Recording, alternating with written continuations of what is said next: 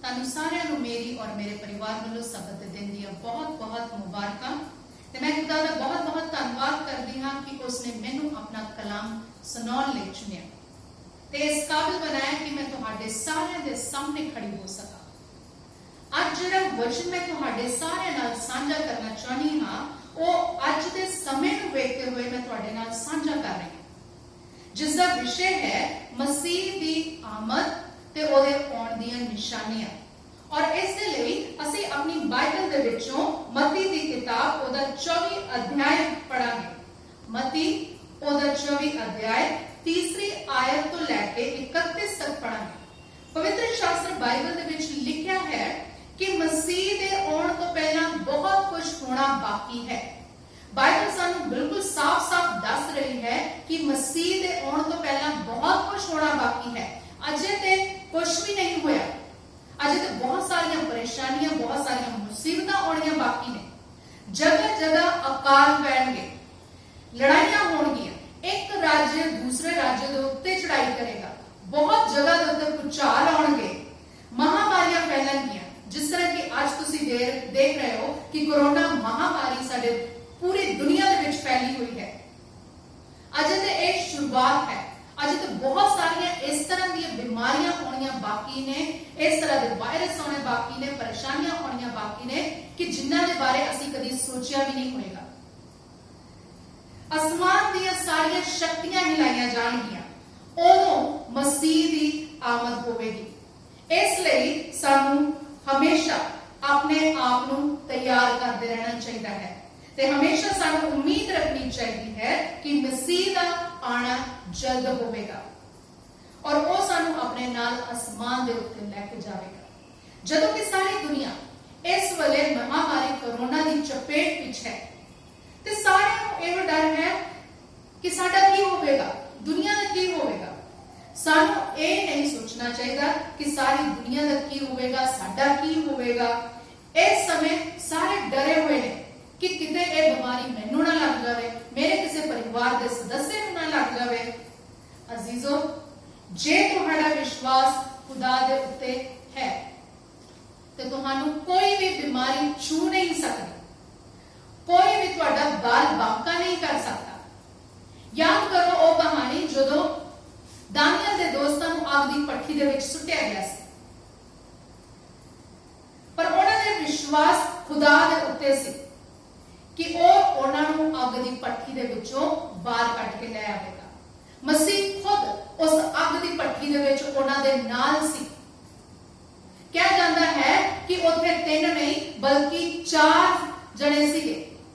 ਉਸ ਅੱਗ ਦੀ ਭੱਠੀ ਦੇ ਵਿੱਚ 4 ਜਣੇ ਸੀ ਔਰ ਚੌਥਾ ਜਿਹੜਾ ਸੀ ਉਹ ਮਸੀਹ ਖੁਦ ਸੀ। ਔਰ ਜਦੋਂ ਦਾਨੀਅਲ ਦੇ ਦੋਸਤ ਬਾਹਰ ਆਏ ਔਰ ਉਹਨਾਂ ਨੇ ਸਾਰਿਆਂ ਨੂੰ ਦੱਸਿਆ ਤੇ ਉਹਨਾਂ ਨੂੰ ਪਤਾ ਚੱਲਿਆ ਕਿ ਉਹਨਾਂ ਦੇ ਨਾਲ ਚੌਥਾ ਮਸੀਹ ਖੁਦ ਸੀ। ਉਹਨਾਂ ਦੇ ਕੱਪੜਿਆਂ ਦੇ ਵਿੱਚੋਂ ਮੁਸ਼ਕ ਤੱਕ ਨਹੀਂ ਸੀ, ਉਹਨਾਂ ਦੇ ਮੋਜੇ ਤੱਕ ਵੀ ਨਹੀਂ ਸੀ ਜਲੇ ਹੋਏ। ਇੰਨਾ ਵਿਸ਼ਵਾਸ ਉਹਨਾਂ ਨੂੰ ਖੁਦਾ ਦੇ ਉੱਤੇ ਸੀ। ਇਸ ਲਈ ਮਸੀਹ ਖੁਦ ਉਹਨਾਂ ਨੂੰ ਉਸ ਅੱਗ ਦੀ ਭੱਠੀ ਵਿੱਚੋਂ ਬਚਾ ਕੇ ਲਾਇਆ। ਉਹਨਾਂ ਦੇ ਵਿਸ਼ਵਾਸ ਨੇ ਉਹਨਾਂ ਨੂੰ ਬਚਾਇਆ। ਤੁਸੀਂ ਉਹ ਕਹਾਣੀ ਯਾਦ ਕਰੋ ਜਦੋਂ ਦਾਨੀਅਲ ਨੂੰ ਸ਼ੇਰਾਂ ਦੇ ਅੱਗੇ ਸੁੱਟਿਆ ਗਿਆ ਸੀ। ਉਹਨੂੰ ਆਪਣੇ ਖੁਦਾ ਦੇ ਉੱਪਰ ਇੰਨਾ ਵਿਸ਼ਵਾਸ ਸੀ ਕਿ ਉਹਦਾ ਖੁਦਾ ਉਹਨੂੰ ਸ਼ੇਰਾਂ ਦੀ ਮਾਦ ਵਿੱਚੋਂ ਬਾਹਰ ਕੱਢ ਲੈ ਕੇ ਆਵੇਗਾ। ਔਰ ਖੁਦਾ ਨੇ ਆਪਣੇ ਫਰਿਸ਼ਤੇ ਉਸ ਮਾਦ ਦੇ ਵਿੱਚ ਘੱਲੇ ਜਿੱਥੇ ਦਾਨੀਅਲ ਨੂੰ ਸ਼ੇਰਾਂ ਦੇ ਅੱਗੇ ਸੁੱਟਿਆ ਗਿਆ ਸੀ। ਉਹਨਾਂ ਫਰਿਸ਼ਤਿਆਂ ਨੇ ਸ਼ੇਰਾਂ ਦੇ ਮੂੰਹ ਬੰਦ ਕਰ ਦਿੱਤੇ ਔਰ ਦਾਨੀਅਲ ਬਿਲਕੁਲ ਸਹੀ ਸਲਾਮਤ ਸ਼ੇਰਾਂ ਦੀ ਮਾਦ ਵਿੱਚੋਂ ਬਾਹਰ ਨਿਕਲ ਕੇ ਆ ਗਿਆ। ਉਹਦੇ ਵਿਸ਼ਵਾਸ ਨੇ ਉਹਨੂੰ ਬਚਾਇਆ। ਅਸੀਂ ਵੀ ਬਚਾਏ ਜਾ ਸਕਦੇ ਹਾਂ ਜੇ ਸਾਡਾ ਵਿਸ਼ਵਾਸ ਦਾਨੀਅਲ ਤੇ ਉਹਦੇ ਦੋਸਤਾਂ ਵਰਗਾ ਹੋਵੇ। ਪਰ ਅੱਜ ਸਾਡਾ ਵਿਸ਼ਵਾਸ ਕਮਜ਼ੋਰ ਹੋ ਚੁੱਕਿਆ ਹੈ। ਉਹਦੀ ਜਗ੍ਹਾ ਡਰ ਨੇ ਘੇਰ ਲਿੱਤੀ ਹੈ। ਕਿਉਂ? ਕਿਉਂਕਿ ਅਸੀਂ ਕਮੰਡੀ, ਸਵਾਰਥੀ ਤੇ ਚਾਲਬਾਜ਼ ਹੋ ਚੁੱਕੇ ਹਾਂ। ਕਿਉਂਕਿ ਸਾਨੂੰ ਆਪਣੀਆਂ ਕਮੀਆਂ ਦਾ ਪਤਾ ਹੈ ਕਿ ਅਸੀਂ ਪਵਿੱਤਰ ਸ਼ਾਸਤਰ ਦੇ ਅਨੁਸਾਰ ਨਹੀਂ ਬਲਕਿ ਆਪਣੀ ਮਰਜ਼ੀ ਦੇ ਮੁਤਾਬਿਕ ਆਪਣਾ ਜੀਵਨ ਜੀ ਰਹੇ ਹਾਂ।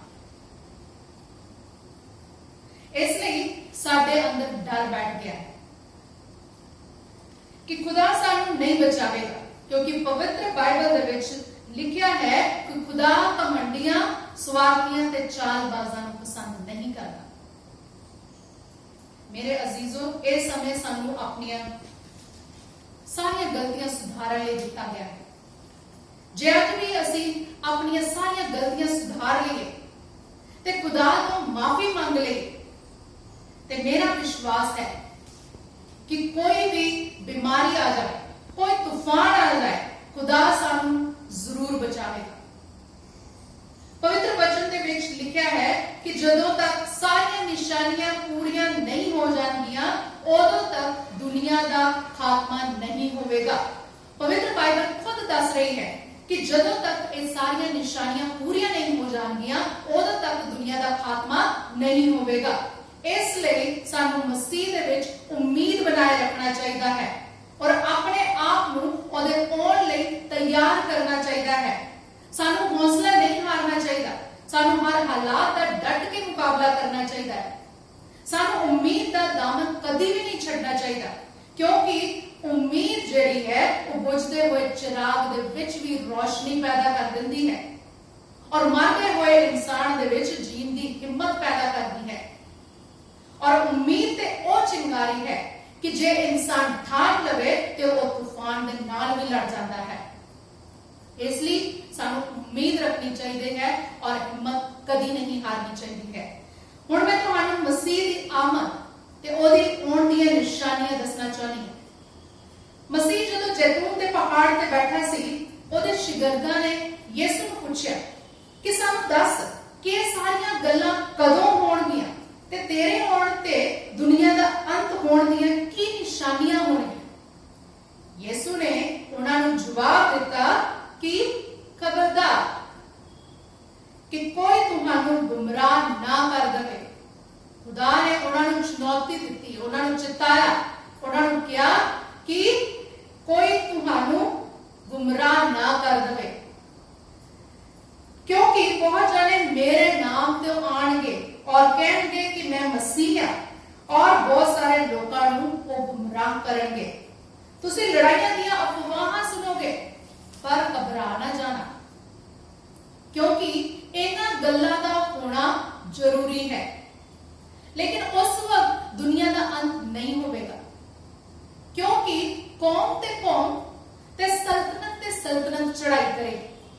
आज असी सारे गवाह हां कि किस तरह बहुत सारे देश एक दूसरे दे नाल युद्ध करना चाहते हैं, तैयार बैठे ने, जगह जगह अकाल पै रहे हैं, लोगों के कोल काम ने, खाना ने, भुखमरी पैदा हो रही है, लोग बीमारी के नाल घट पर भुख दे नाल ज्यादा मर रहे हैं, जगह जगह भूचाल आ रहे हैं। तुसी देखा होगा कि बहुत सारी जगह के उत्ते भूचाल आए ने, सड़कों के विच दरारा तक पैदा हो चुकी ने, सड़कों अलग हो चुकी ने, इस तरह के हालात पैदा हो रहे हैं। लेकिन पवित्र वचन साफ साफ दसदा है कि ये सब गल्लां मुसीबत दी शुरुआत है।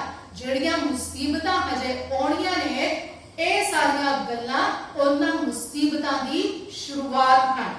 उस समय लोग एक दूजे ਨੂੰ ਫੜਵਾਉਣਗੇ। ऐसा समय हजे आउणा आ कि जदों लोग एक दूसरे ਨੂੰ ਫੜਵਾਉਣਗੇ, ਸਾਨੂੰ कतल कर दिता जाएगा और मसीह दे नाम दी खातिर सारियां कौमां साडे नाल वैर रखणगीਆਂ और उस वक्त बहुत सारे ठोकर खाणगे, एक दूसरे ਨੂੰ फड़वाणगे और एक दूसरे दे नाल वैर रखणगे, झूठे नबी खड़े हो जाणगे और एक दूसरे ਨੂੰ गुमराह करेंगे। जदों अत्याचार बढ़ जाएगा, अत्याचार दे बदन दे नाल बहुत जनियां दा प्यार ठंडा पै जाएगा, खुदा दे विच उन्हां दा विश्वास घट जाएगा, खुदा दे नाल उन्हां दा प्यार घट जाएगा। जदों अत्याचार उन्हां दे उत्ते होणगे ते बहुत जनियां दा प्यार ठंडा पै जाएगा।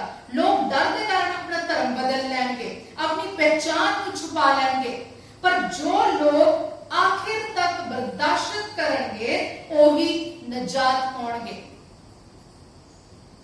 ते जदों बादशाही दी इस खुशखबरी दी मनादी सारी दुनिया दे उत्ते होवेगी ताकि सारियां कौमां लई गवाही होवे। उस वेले दुनिया का खात्मा होवेगा। जदों सारी दुनिया के उत्ते ये सुसमाचार फैल जाएगा, उस समय सारिया कौमां दे उत्ते गवाही होवेगी, उस समय दुनिया का खात्मा होवेगा। मैं तुहानूं उन्हां आफतां दे बारे विच भी दसना चाहनी हां ਜਿਹੜੀਆਂ पवित्र बाइबल दे विच लिखियां ने, जो उन्हां दिनां दे विच साडे उपर आउणगीਆਂ। पवित्र वचन विच लिखिया है कि ਜਿਹੜੇ ਯਹੂਦੀਆਂ ਵਿੱਚ ਹੋਣ ਉਹ ਪਹਾੜਾਂ ਤੇ ਭੱਜ ਜਾਣ, ਜਿਹੜੇ ਕੋਠੇ ਤੇ ਹੋਣ ਉਹ ਆਪਣੇ ਘਰ ਦਾ ਸਮਾਨ ਲੈਣ ਥੱਲੇ ਨਾ ਉਤਰਨ, ਜਿਹੜੇ ਖੇਤਾਂ ਵਿੱਚ ਹੋਣ ਉਹ ਆਪਣੇ ਕੱਪੜੇ ਲੈਣ ਪਿੱਛੇ ਨਾ ਜਾਣ। ਪਰ ਅਫਸੋਸ ਉਹਨਾਂ ਦੇ ਉੱਤੇ ਜਿਹੜੀਆਂ ਗਰਭਵਤੀ ਹੋਣ ਤੇ ਜਿਹੜੀਆਂ ਦੁੱਧ ਪਿਲਾਉਣ ਵਾਲੀਆਂ ਹੋਣ।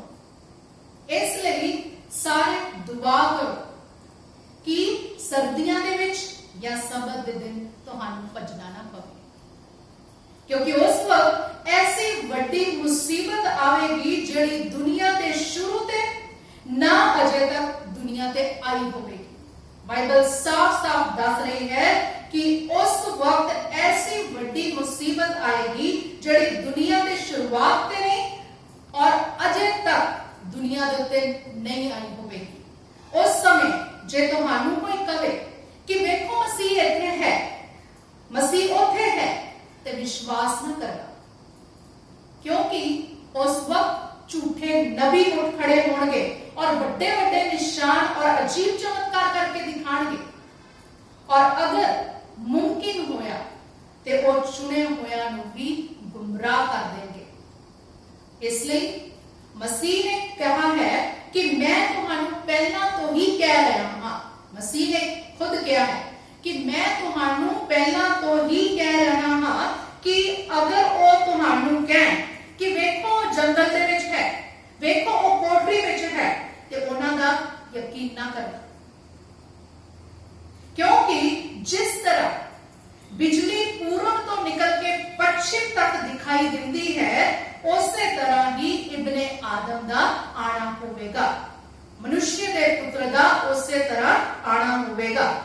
क्योंकि जिथे लोथ होवेगी उथे ही गिद्ध होणगे।